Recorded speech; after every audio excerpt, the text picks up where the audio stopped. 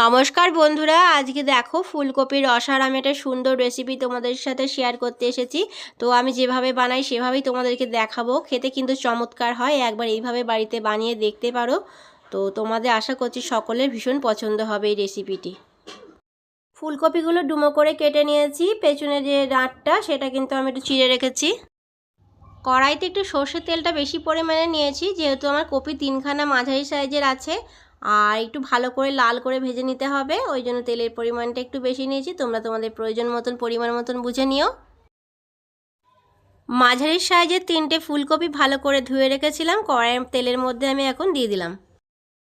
Copy আমি ভাপিয়ে রাখিনি, এটা তেলের মধ্যে নিবু আঁচে এবং মাঝারি আঁচ করে ঢাকা দিয়ে একটু ভাজলেই সিদ্ধ হয়ে যাবে।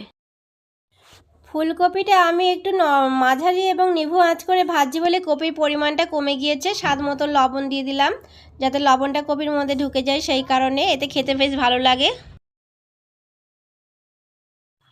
এবার লবণটা দিয়ে এবার সুন্দর করে মিশিয়ে নিচ্ছি কপিটা। আবার একটু ঢেকে দিয়েছিলাম, দেখো ঢাকাটা খুলে নিচ্ছি। কপিটা কিন্তু আমার সুন্দর মতন সিদ্ধও হয়ে গিয়েছে।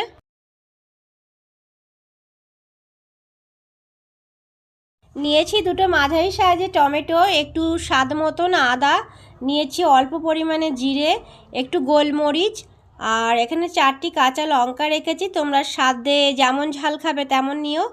আর ছোট সবুজ এলাচ নিয়েছি 2-3টে, আর একটু দারচিনি। ফুলকপি ভাজার তেল কড়াই কিছুটা ছিল, তো সেই তেলের মধ্যে আমি মশলাটা মিক্সিতে পেস্ট করে রেখেছিলাম সেটা দিয়ে দিলাম। এবার সুন্দর করে মশলাটা কষে নেব। মশলাটা সুন্দর কষা হচ্ছে, এবার আমি দিয়ে দিলাম স্বাদ মতন হলুদ। এবার দিয়ে দিলাম 1 চামচ মতন চিনি, এতে খেতে ভালো লাগবে।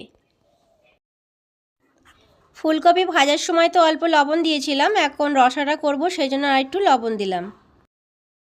এবার দিচ্ছি শুকনো লঙ্কার গুঁড়ো, তোমাদের পছন্দ না হলে তোমরা সম্পূর্ণ কাঁচা লঙ্কাতেই করতে পারো। মশলাটা সুন্দর করে কষে নেব যতক্ষণ না মশলা দিয়ে তেল ছেড়ে আসছে। মশলা খুব সুন্দর কষা হয়ে গিয়েছে, তেল ছেড়ে দিয়েছে। এবার কপি ভাজাটা দিয়ে দেব। মশলাটা কষা হয়ে গিয়েছে, তো এখন আমি ভেজে রাখা কপিটা দিয়ে দিলাম। কাঁচা অবস্থায় কপির পরিমাণ অনেকখানি ছিল, ভেজে গিয়ে কিন্তু কমে একটুখানি হয়ে গিয়েছে। এবার সুন্দর করে কষে নেব। কপিটা আমার ভাজাতেই কিন্তু সিদ্ধ হয়ে গিয়েছিল, তো মশলার সাথে কপিটা দেখো একটু মিশিয়ে নিয়েছি। এখন আমার একটু গ্রেভি প্রয়োজন, সেই কারণে আমি অল্প পরিমাণে জল দিচ্ছি। তোমরা যেমন গ্রেভি খাবে তেমন পরিমাণে জল দিও।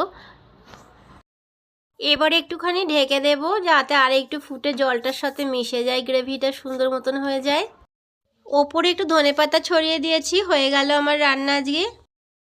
এই রসাটা কিন্তু চমৎকার স্বাদের হয়, এটা সমস্ত কিছু দিয়ে তোমরা খেতে পারবে, খুব সুন্দর খেতে হয়, না বানালে বিশ্বাস করবে না।